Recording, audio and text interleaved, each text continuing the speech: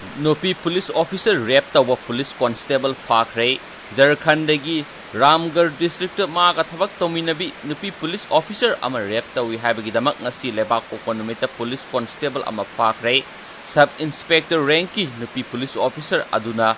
mahakpu luhongani wasakhiba masagi sai kungani suraba constable aduna mabu hanjin rap tawki haiki makhoi animak mandu police station da laibani Constable aduna kona nupi officer aduga luhongkhidre amasung atopa amaga luhongkhre haina SP Prabha Kumar na haiki madugi mathangda nupi police officer aduna wakat adu thangalakhi amasung constable adu phakre hiram asi makha tana thigali haina police officer aduna makha tana phongdorakli